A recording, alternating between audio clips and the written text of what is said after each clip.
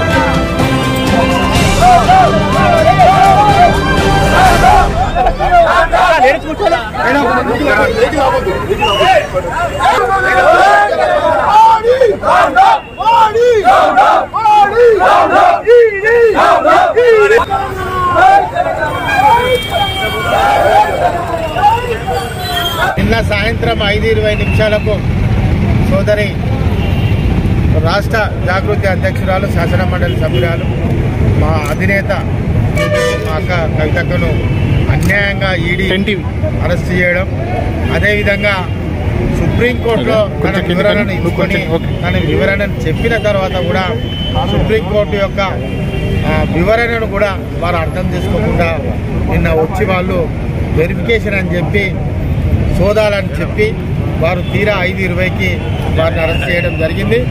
దానికంటే ముందే 8:40కి వారు ఫ్లైట్ బుక్ చేసుకొని ఇది పకడ్బందీగా పక్కా ప్రణాళికతోటే ఈరోజు రావడం, నిన్న వాళ్ళు రావడం, వారిని అరెస్ట్ చేయడం అనేది చాలా అన్యాయం। మన వరంగల్ తూర్పు నియోజకవర్గం నుండి మా కార్పొరేటర్లు కానీ మేము కానీ కార్యకర్తలు కానీ నాయకులు కానీ అందరం మా నిరసనను ఈరోజు ఢిల్లీ వరకు అర్థమయ్యే విధంగా ఈరోజు నిరసన తెలపడం జరుగుతుంది నల్ల జెండాలతోటి। ఒకటి మేము సూటిగా అడుగుతున్నాం, ఏదైతే తప్పు జరిగిందో దాన్ని ప్రజలకు మీరు వివరించండి। ఉంటే మీరు దాన్ని వివరించకుండా మా యొక్క నాయకురాలు ఈరోజు సుప్రీంకోర్టుకు ఏం జరిగిందన్నది కూడా చాలా వివరంగా వివరించడం జరిగింది। ఎక్కడ కూడా తనకు సంబంధం లేనటువంటి అంశంలో తనను బదనాం చేసి కేసీఆర్ గారికి ఒక మచ్చ తీసుకురావాలనే ప్రయత్నం చేసి బీఆర్ఎస్ పార్టీని తొక్కిపెట్టాలనే ఒక ఆలోచనతోటే ఈరోజు నిన్న వారిని అరెస్ట్ చేయడం జరిగింది। మీరు అనుకుంటున్నారు నాయకులను కానీ అదేవిధంగా ప్రజాప్రతినిధులను కానీ మొత్తం మేము చేర్చుకుంటే మొత్తం ప్రజలందరూ మా వైపు ఉన్నారని మీరు అనుకుంటున్నారు। మొన్న మీకు పడ్డటువంటి ఓట్ల శాతం ఎంత అన్నది ఒకసారి చూసుకోండి।